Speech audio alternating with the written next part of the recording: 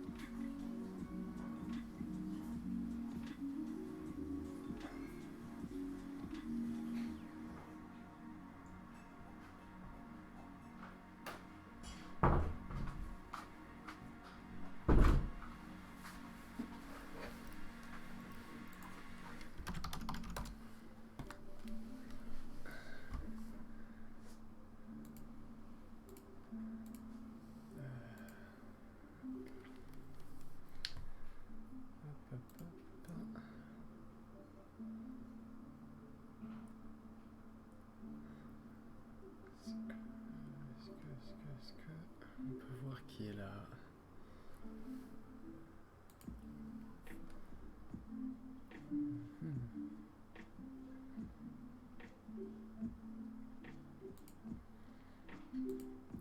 Justement.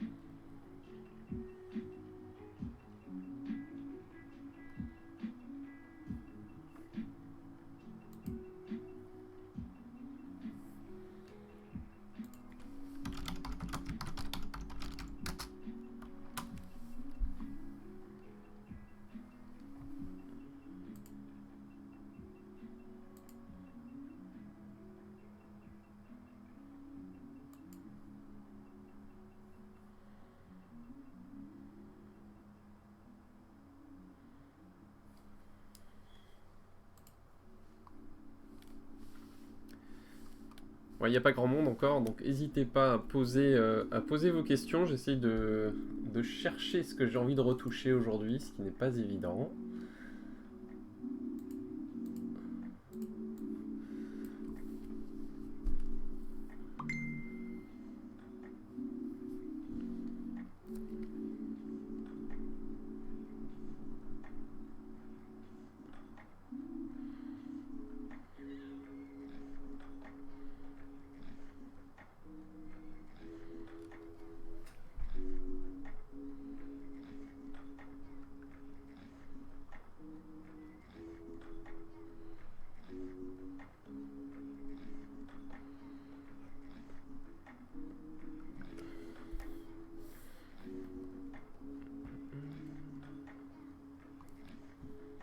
Hop, bonjour tout le monde.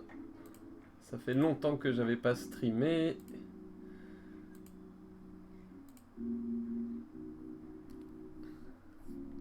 J'arrive pas trop à voir qui est là aujourd'hui.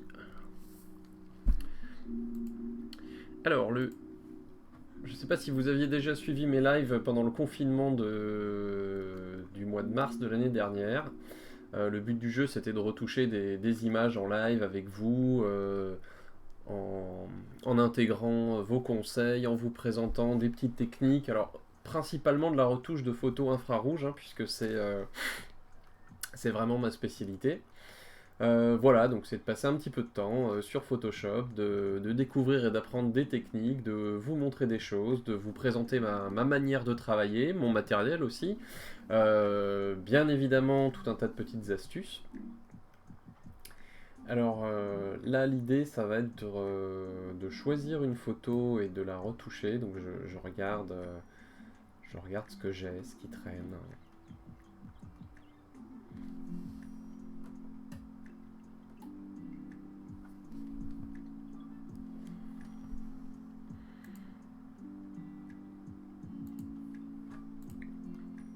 Voilà, comme ça fait longtemps que j'ai pas retouché de photos infrarouges.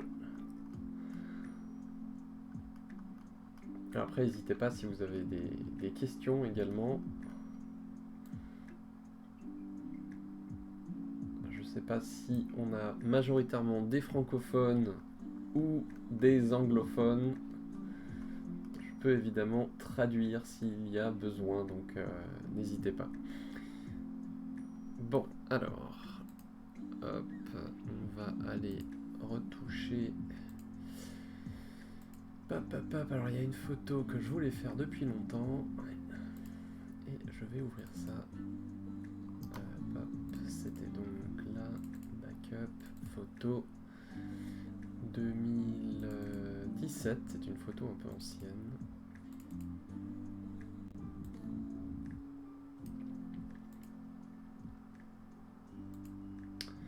11-11-30.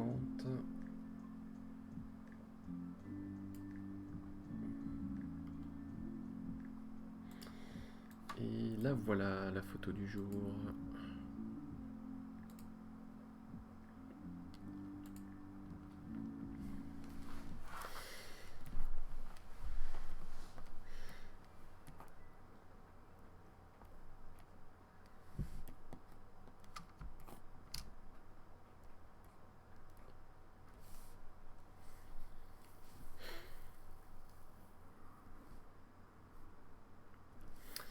Alors sur cette photo, j'avais déjà fait une maquette que je vais rouvrir. L'idée c'est évidemment de retrouver le rendu de la maquette. Donc voilà, ça c'était ma maquette. Alors comment avait été faite cette maquette? Cette maquette, on partait donc bien de la même chose. Et on avait... Parfait. Ok, donc ça c'est ma base. On a deux images, donc je vais les retrouver et on va les redévelopper. Alors pourquoi je fais des maquettes en général? La maquette en fait, je la fais avec le JPEG qui est fourni, enfin si vous voulez, quand vous choisissez les différents modes d'enregistrement des images sur votre appareil photo, vous pouvez choisir si vous voulez enregistrer du JPEG, du RAW et du JPEG, des RAW compressés, etc. Et vous pouvez choisir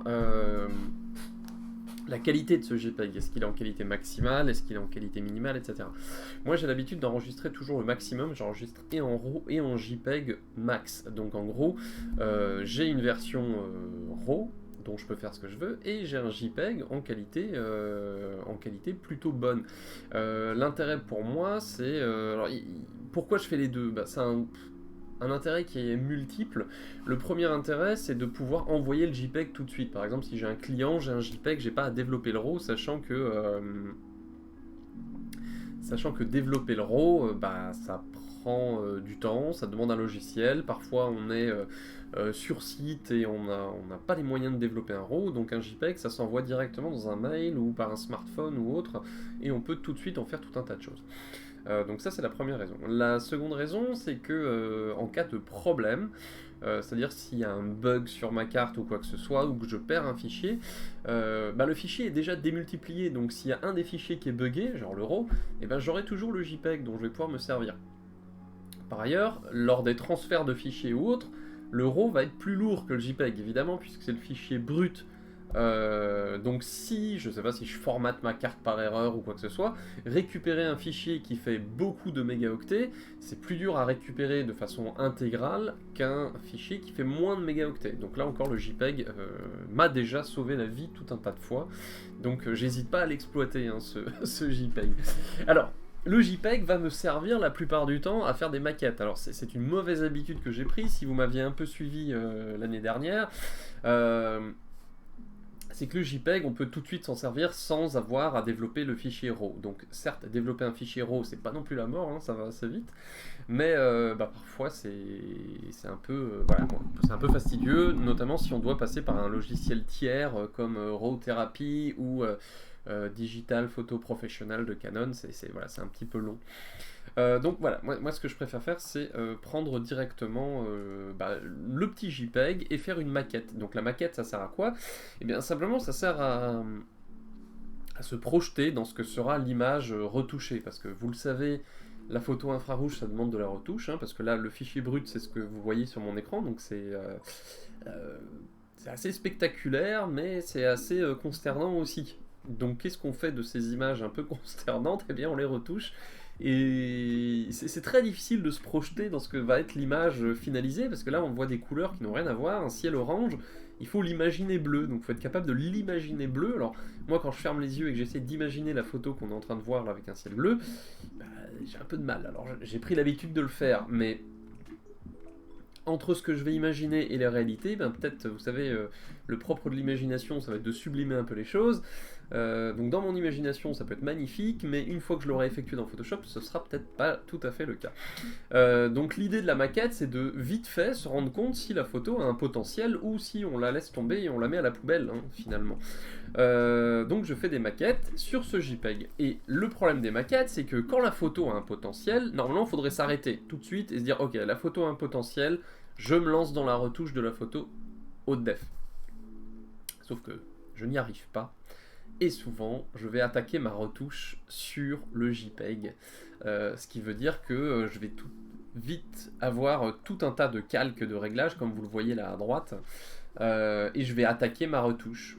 Sauf que c'est pas bon parce que j'attaque ma retouche d'une part sur un JPEG qui est compressé, donc qui n'est pas à son plein potentiel par rapport au fichier RAW, et qui plus est, alors ça change normalement pas grand chose puisque je suis ici quand même à mon maximum de définition offerte par le capteur, mais je suis à 72 dpi et pas à 300 dpi, donc pour l'impression c'est pas non plus le top, on va dire. Voilà, donc tout ça pour vous dire qu'il va falloir que j'ai tout un tas de maquettes. J'essaie de ne plus travailler comme ça parce que c'est une belle connerie. Mais l'idée, ça va être d'utiliser la maquette pour refaire mon fichier. Bon, vous êtes 5, bienvenue à toutes et à tous. J'ai plus trop l'habitude de faire du stream, comme ça fait un petit bout de temps que j'ai pas streamé, et que nos différents confinements sont passés par là, mais je me suis dit que ça pourrait être sympa de se retrouver tous ensemble pour discuter un peu photo infrarouge, et voilà. Alors ici on va ouvrir le RAW, il y en a deux, vous voyez, regardez, j'en ai un qui est légèrement sous-ex, mais qui me permet d'avoir le ciel et les nuages là au travers de la végétation bien exposée, et l'autre expose bien la végétation, mais par contre je suis sur X ici, donc on a un petit HDR tranquille. Je vais les ouvrir en tant qu'objet, parce que comme vous le voyez, ma balance des blancs n'est pas correcte. Hop. Voilà. Donc, on a deux objets dynamiques. Je vais tout réunir en un seul sur le même fichier. Parfait. On va essayer de les aligner parce que, comme vous pouvez le voir, on a un petit décalage. Hein. J'ai pas fait ça sur trépied, j'ai un peu bougé. Donc, pour les aligner, j'utilise ici le mode de fusion différence. Donc, la différence, ça va simplement me permettre de visualiser la différence entre un calque et le calque ou les calques situés au-dessous. Donc là, en fait, je vois le décalage, je le vois très précisément, et je vais pouvoir déplacer le calque du dessus au pixel près pour essayer de recaler tout ça. Alors, c'est pas dit qu'on y arrive à la perfection. Hein. Là, je suis déjà pas trop mal, en fait. Hein. Bon, on va rester là-dessus. Alors, je vais quand même tenter un alignement automatique. Parfois, ça fait des miracles, pas toujours.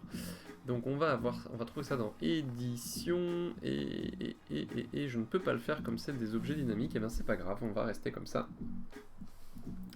Je vais récupérer dans mes couches ici, je vais faire un clic gauche sur ma couche RVB, ce qui me permet de récupérer les hautes lumières. Et je vais les appliquer en tant que masque. Voilà. Donc là vous voyez, ça me permet de... Sans le masque, j'avais ça. Avec le masque, j'ai ça. Ça me permet en fait de combiner mes deux images et de récupérer l'exposition. Alors, comme les images sont pas tout à fait alignées, ça va être un petit peu le problème que je vais avoir. Est-ce que je l'avais ici aussi? Ici, je ne l'avais pas. C'est toute la grosse différence.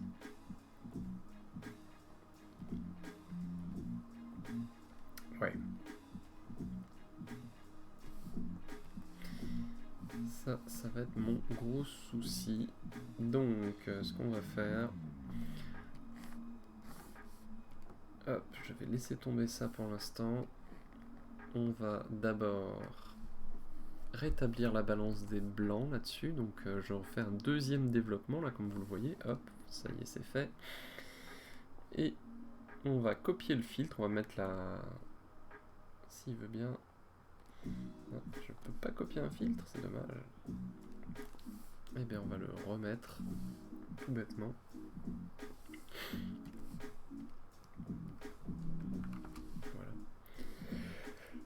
Voilà. Pardon. On va pixeliser les deux calques. Donc pixeliser les deux calques, j'aime pas trop parce que normalement c'est du destructif, mais ça va me permettre ici de faire un alignement automatique des calques. Et si tout se passe bien, on devrait être calé. Alors c'est un peu dommage qu'il me le fasse pas avec une précision absolue. Non, c'est pas bon ça. Hop.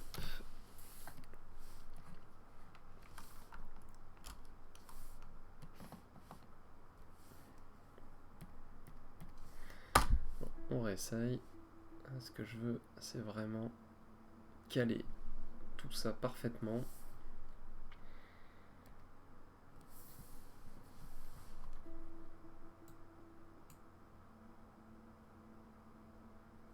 Alors, est-ce qu'il me l'a fait ou pas? Bon, c'est mieux.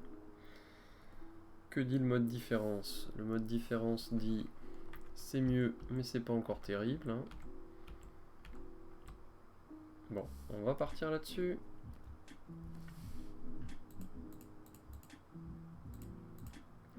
Donc là, vous voyez que utiliser un trépied, c'est pas du luxe, hein, parce que ça va nous permettre d'avoir quand même un meilleur rendu. Donc surtout quand on a des détails fins. Et là, c'est le cas, vous voyez, c'est un vrai bazar. Alors j'essaye de voir un petit peu ce que j'avais initialement.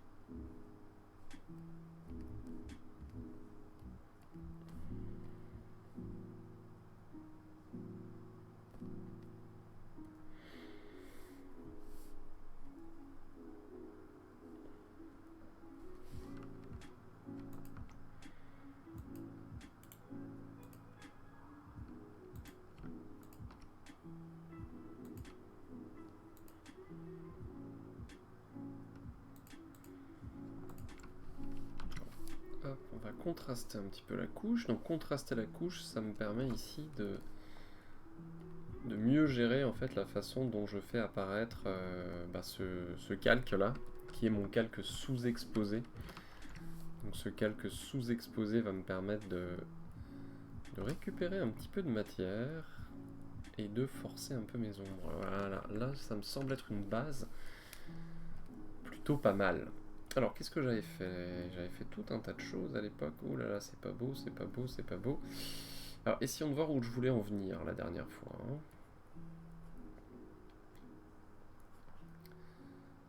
Bon, ça c'était le but du jeu. Hello Wimka, bienvenue. Bon, ça c'est un peu le but du jeu ici.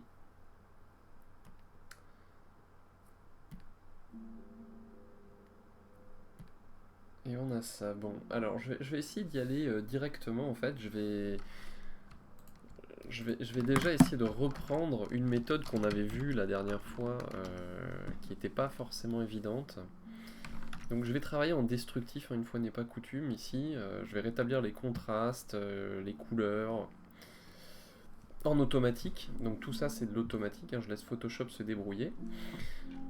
Je vais aplatir tout ça, je vais le convertir dans un premier temps en CMJN. Alors là vous voyez, attention, le CMJN ça me casse un peu la saturation des couleurs, c'est normal parce qu'en CMJN ces couleurs ne seraient pas imprimables. Donc là vous voyez mon orange il perd un peu de sa saturation, mais c'est pas très grave pour l'instant.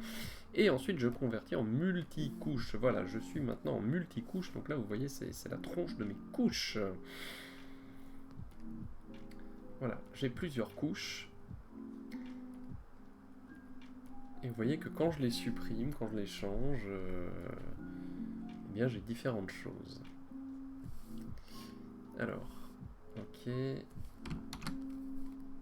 Bon. Vous allez voir où je veux en venir.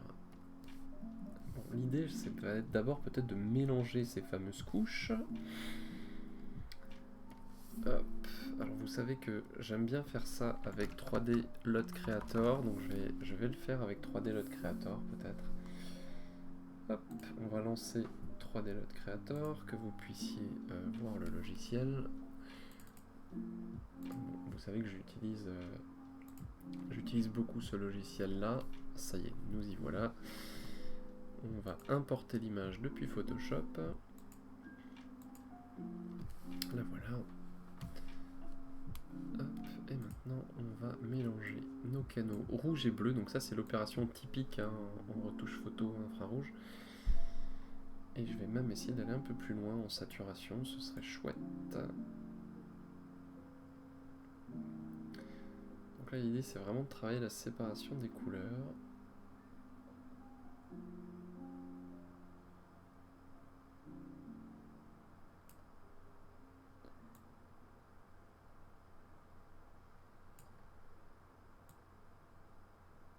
Ok.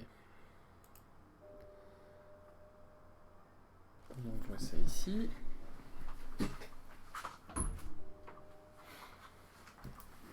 Voilà.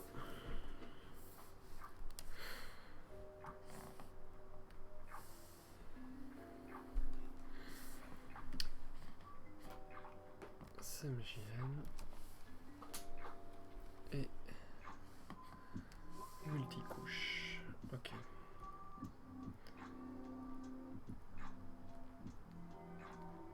Bon, je vais essayer de faire quelque chose, hein. Je vous garantis pas que la méthode fonctionne. Là, l'idée, ça va être de changer les couleurs. Donc, vous aviez vu qu'on pouvait... voilà, hop, le noir. Je peux changer mes couleurs, en fait, directement ici, en double-cliquant sur la couche, quand je suis en multicouche. Et vous voyez, je peux changer la couleur de cette fameuse couche. Alors là, c'est la couche jaune. Donc, je peux tout de suite aller donner à cette couche jaune une teinte d'un rose un peu saturé comme j'avais dans ma maquette. Donc ça c'est un peu l'avantage. Et ici pareil sur la couche magenta, hop, je vais pouvoir la bouger, regardez ce qui se passe. Je change mon image d'apparence directement, hein, juste avec ce multicouche. Bon, c'est pas une méthode qui est très usitée hein, en retouche photo infrarouge. Moi, ce que j'aime bien, c'est qu'elle va normalement, alors je dis bien normalement, par rapport aux outils teinte saturation et autres qu'on utilise classiquement en infrarouge, eh bien, ça va me permettre d'éviter de trop abîmer ma photo et mes couches. Donc là, voilà, on teste ça, hein, je regarde ce que ça donne. Alors, je vous garantis pas que ça va être parfait, parfait, hein, peut-être que les méthodes classiques marcheront mieux. Mais pour moi, ça vaut quand même le coup. Alors, on manque d'une couleur un peu chaude. Je vais voir ce qu'on peut obtenir, hein. Vous voyez, là, en bougeant, on peut tester comme ça différents rendus sans avoir à jouer avec la teinte saturation. Donc, c'est pour ça que moi, j'aime bien. Alors, là-dessus, moi, j'étais plutôt parti sur quelque chose d'un peu froid, comme ça. Alors, si je l'éclaircis, c'est pas beau. Ok, je vais voir juste valider ça comme ça, et on va essayer de comparer. On va mettre 3 vignettes. Donc ça, c'est ma maquette, super. Ça, c'est là où j'en suis pour l'instant. Bon, vous voyez qu'il y a du boulot, mais à la fois ma maquette, elle n'était pas très propre, hein. Je sais pas si vous le voyez bien avec la compression vidéo de Twitch. On a ce petit halo là autour de la végétation, alors que là, on est quand même sur les détails, on est quand même beaucoup plus propre, hein, à gauche. Alors je vais essayer de zoomer. On va zoomer à 200%, et là, on va zoomer à 200% également. Voilà, bon, on va regarder la même chose. Donc, vous voyez, là, on a des choses assez spécifiques. À droite, ça sent la grosse retouche, alors qu'à gauche, ça fait encore vraiment photo neutre de base, quoi, si vous voulez, hein. Bon, j'aime bien le rendu couleur dans ce qu'on a à droite. Alors, je sais pas ce que vous en pensez, hein. N'hésitez pas à me faire évidemment vos remarques aussi, hein. C'est ce qui m'intéresse.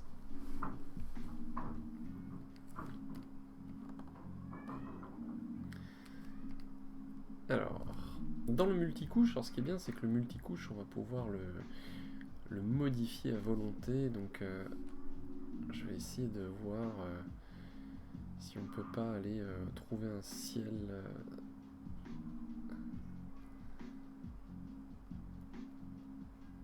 qui correspond un peu plus à ce que j'ai en tête. Ça me plaît pas mal. Ah, coucou le chat.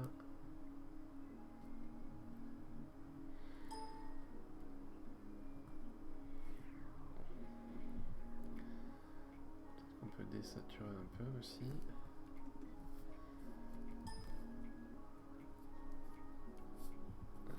Je vais valider ça juste pour voir.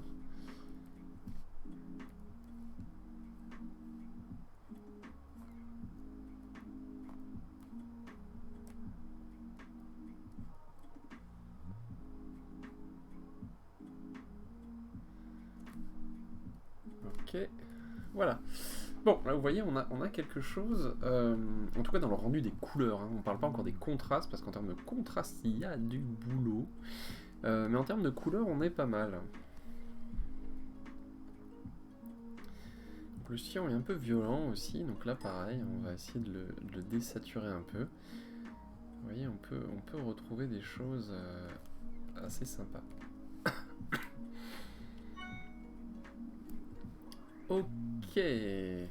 Bon, et le jaune.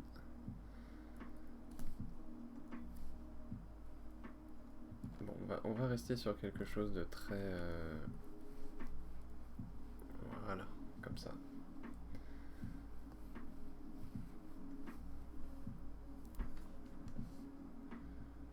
Bon, c'est pas si mal. Je sais pas ce que vous en dites pour l'instant.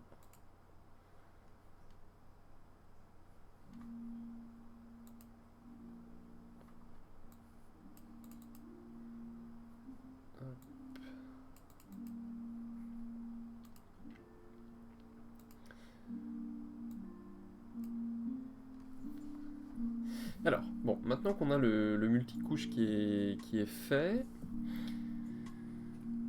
qui est pas trop mal, hein, d'ailleurs, je trouve ça plutôt sympa. Alors, le cyan, par contre, alors, vous voyez, regardez la couche cyan, elle flingue quand même pas mal mes arbres. Donc on va aller regarder la tronche de cette couche cyan, parce que là on va pouvoir les modifier en fait, et c'est cette couche cyan moi qui m'embête un petit peu quand même. Donc on est en CMJN, donc c'est l'inverse en fait du RVB, c'est-à-dire qu'ici on aura beaucoup de cyan là où c'est noir sur le masque et peu de cyan là où c'est blanc. Donc peut-être que, regardez, si je contraste un peu, j'éclaircis un peu et je densifie là, peut-être, je dis bien peut-être, que dans le rendu, on aura quelque chose d'un petit peu mieux. Regardez la différence. Vous voyez ce qui se passe? Regardez, hop, hop, hop, hop, voilà. C'est pas mal, hein? Alors, ma couche magenta, quant à elle. Alors, magenta, pareil, elle m'embête un petit peu, la couche magenta. Donc, on va aller dessus, on va mettre une courbe. Et on va tenter de faire peut-être le contraire. Donc, essayons. Hein. Alors, si j'éclaircis trop, je flingue de nouveau mes nuages, mais c'est pas forcément dramatique. Je vais essayer de mettre un point là. Ouais, je vais un peu verrouiller ma courbe. Et là, regardez, je vais pouvoir travailler.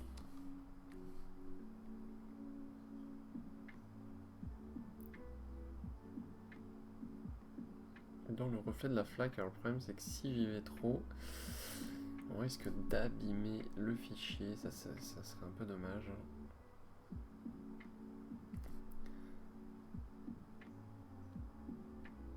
Donc là, il faut faire très attention.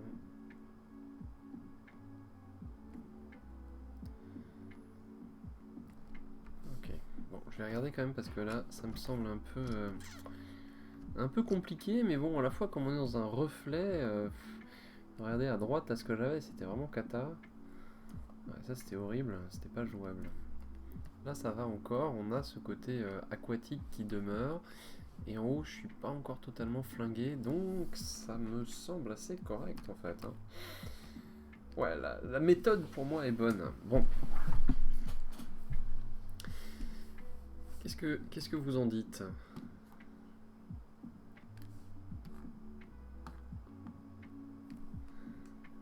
Ok, bon, là on va déjà reprendre tout ça. Yes, tac, tac.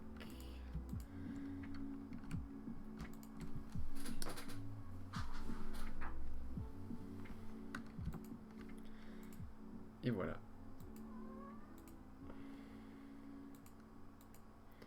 Donc ça, on va l'enregistrer, c'est important.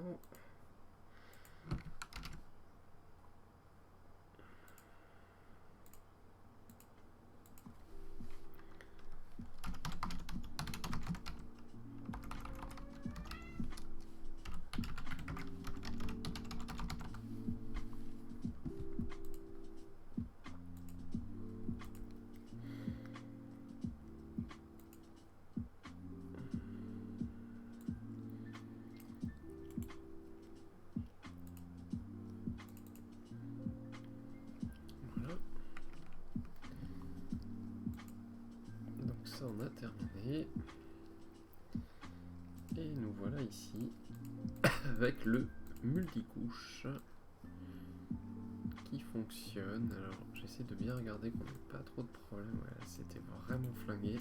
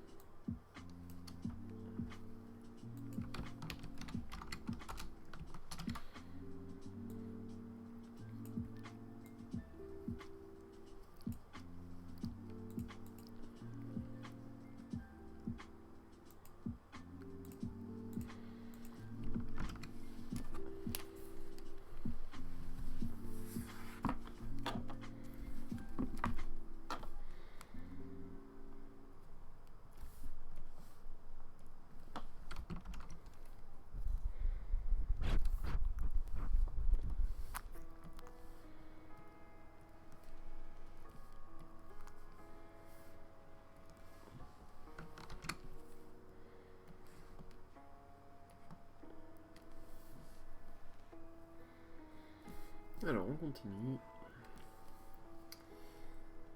Hop. teinte de saturation en mode luminosité. Donc là on va pouvoir changer le volume de l'image, ce qu'on appelle le volume.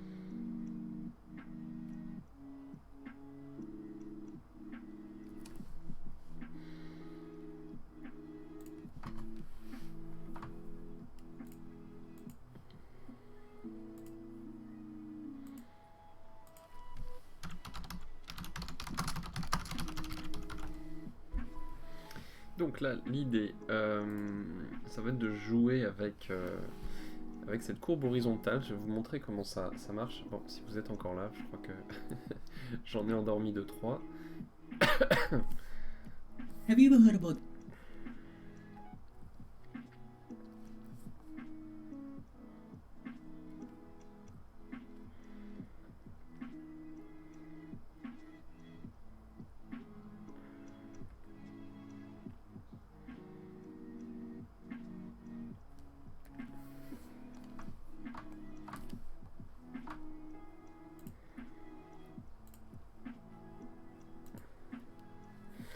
Donc là, l'idée, si vous voulez, ça va être de mettre une teinte de saturation en mode lumière tamisée. Bon, voilà, donc la teinte de saturation sans réglage. Vous voyez, il se crée juste ça. Et ensuite, on va mettre dessus une courbe horizontale qu'elle, on va laisser en mode normal. Hop, et ça va nous permettre en fait de gérer nos luminosités, nos contrastes. Voilà, hop, je vais prendre ma petite courbe. Et là, vous voyez, je peux régler vraiment la luminosité zone par zone, c'est super pratique, hein.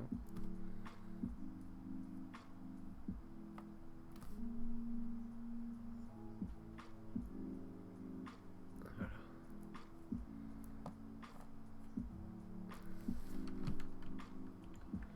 Donc ça, c'est une technique, et une autre technique, hein, ça consiste à mettre une teinte de saturation en mode luminosité, tout bêtement. Et regardez là, en faisant varier les teintes, regardez ce qui se passe, c'est top, hein. Ça me permet d'avoir à la fois de retrouver le ciel que je souhaite. Alors, bien sûr, il faut faire assez attention, hein, parce que on peut vite obtenir quelque chose de pas terrible.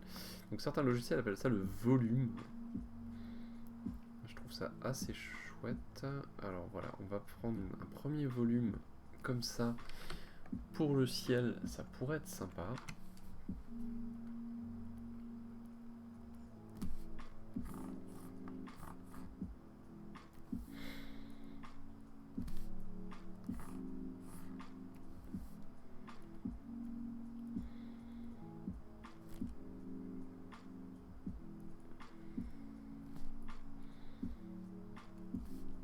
Et maintenant, on va se mettre dans les magentas. Et nos magentas, on va les bouger un peu. Alors les magentas, on va aller les prendre jusqu'au rouge. Et voilà.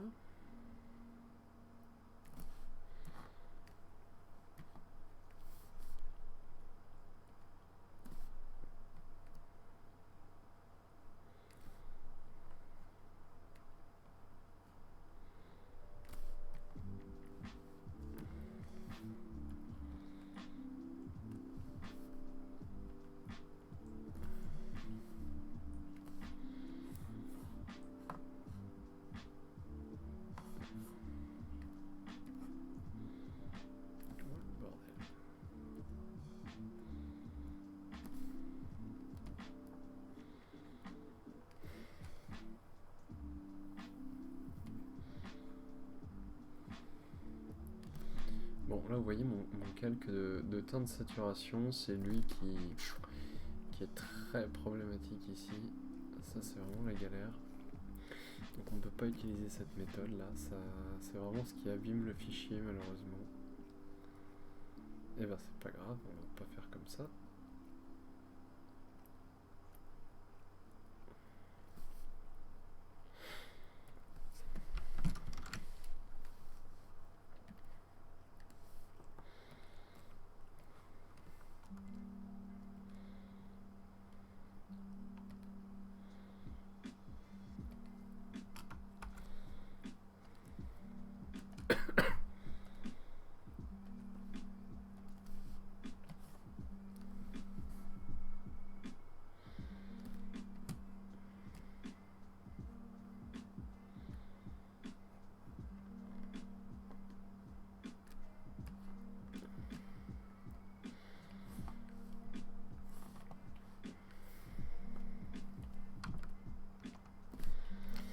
Bon, ici j'ai utilisé une plage de couleurs. Alors je vous rappelle que le problème de la plage de couleurs, c'est toujours la même chose.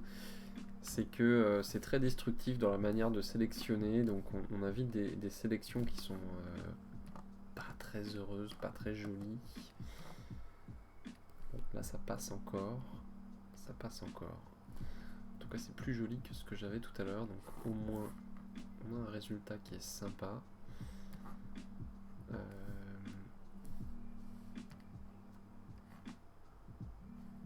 Ici vous voyez la saturation est un peu compliquée.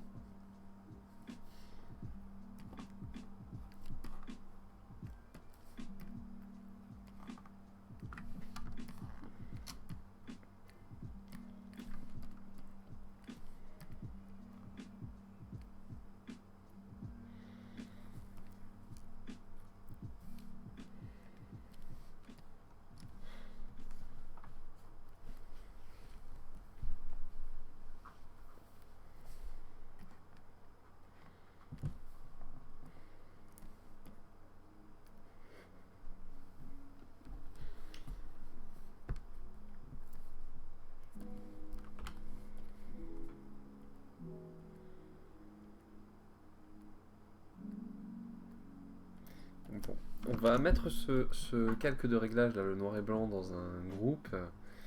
Et je vais venir masquer le groupe. Donc ça va me permettre en fait de ne pas l'appliquer partout.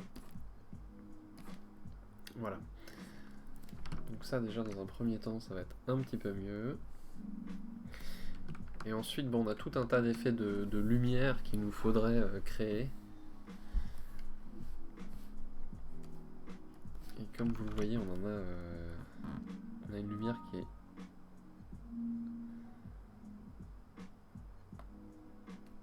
assez sympa. Donc là, je vais venir récupérer ce bleu, là, mon magnifique bleu d'origine, hein, il est là. Donc là, vous voyez, c'est là, hein, je suis en train de faire ma sélection par plage de couleurs. C'est vraiment là que tout se joue parce que le masque obtenu, il est pas très propre, hein, on le voit d'emblée. Si on regarde la tête du masque, ça c'est pas beau du tout, donc faut faire très attention avec ça. C'est souvent ce qui abîme la qualité globale de l'image.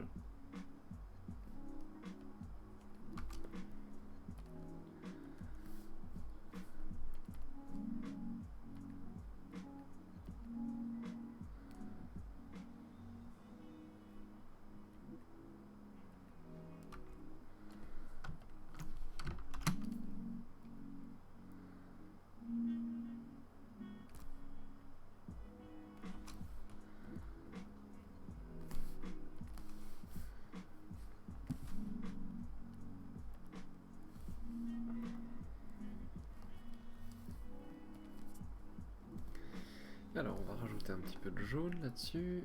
Voilà, ça nous fait un rose que je préfère. Et on va gérer la saturation que je trouve un peu élevée.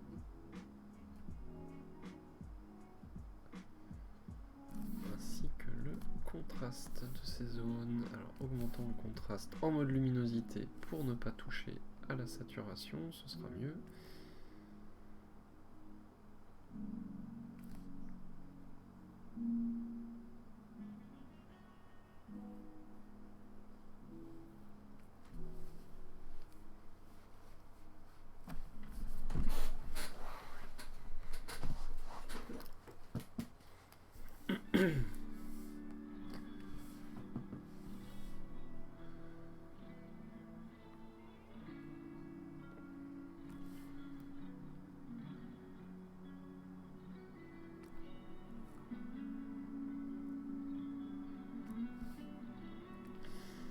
Bon, voilà. Vous voyez, on commence à s'approcher déjà du type de rendu. Hein.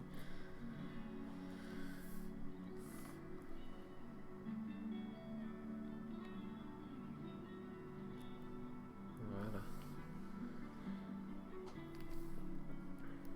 Ça me plaît pas mal. On va bosser un petit peu sur les cyans et les bleus.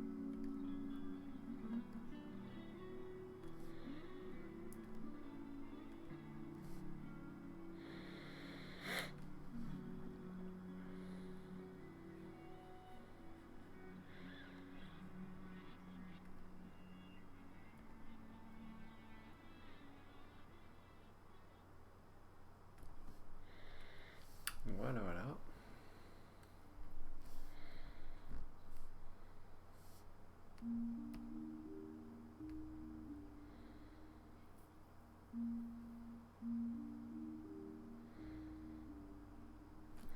Bon, et maintenant, ce qu'il me faudrait, c'est un mélange entre les zones les moins saturées. Donc ça, il va falloir qu'on fasse un masque de saturation. Donc un masque de saturation, ça veut dire... On va regarder la saturation de chaque couleur.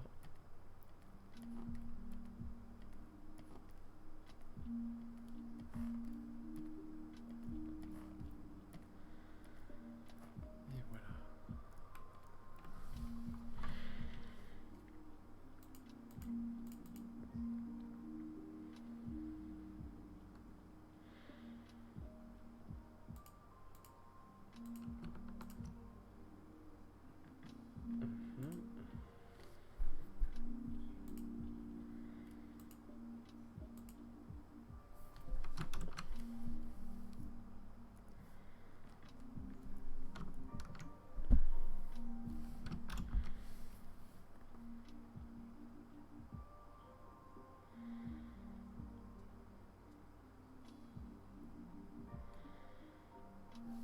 Combiner ce masque de saturation avec un masque de luminosité. Voilà.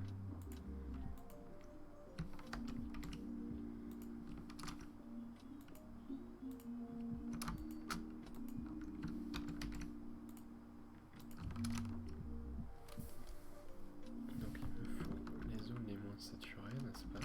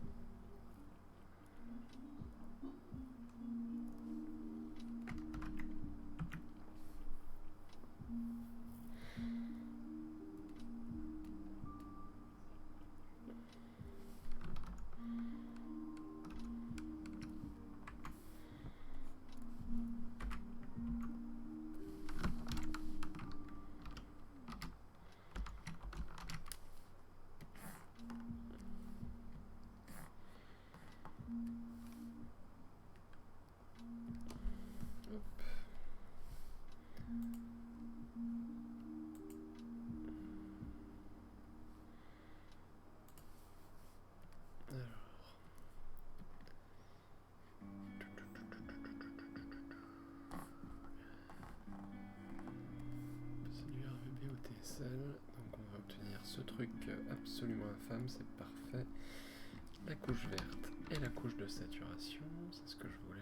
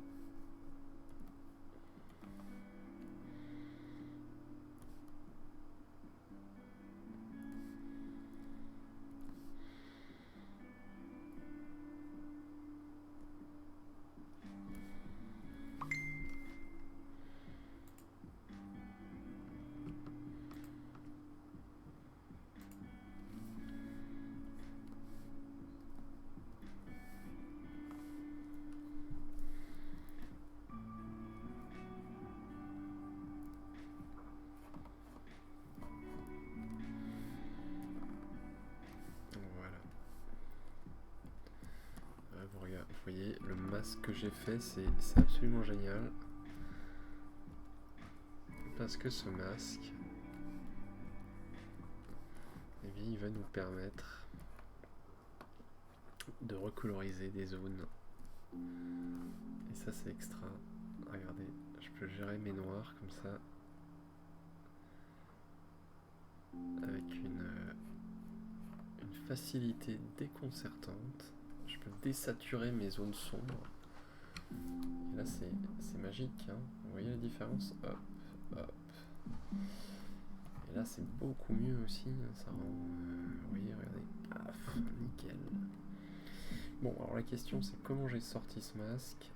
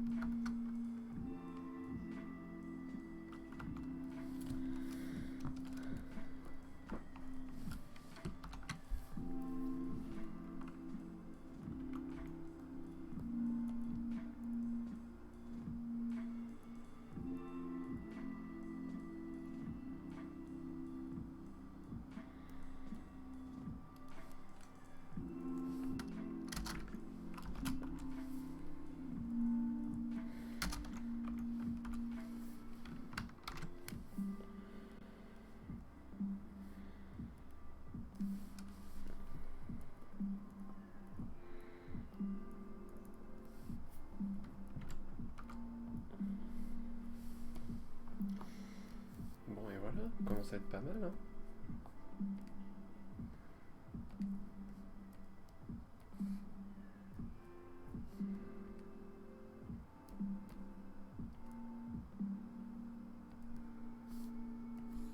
On va rajouter un peu de light. Parce qu'on aime bien ça. Hop. Là aussi.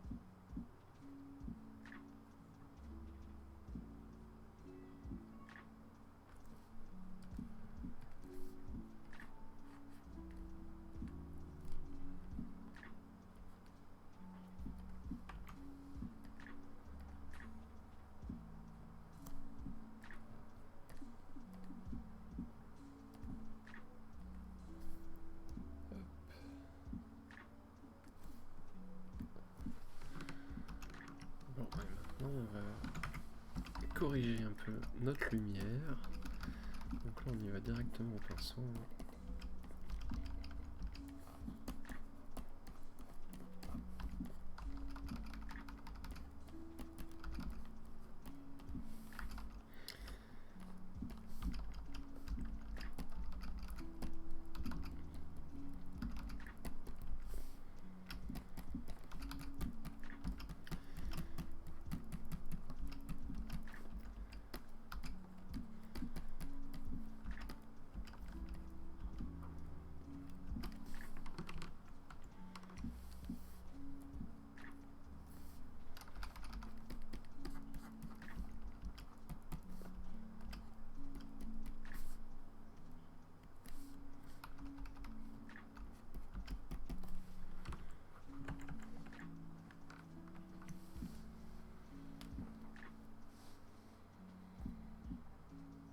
Bon, voilà. On peut dire que la retouche est finalisée. Merci d'avoir suivi. Je vous dis au revoir à toutes et à tous et à bientôt.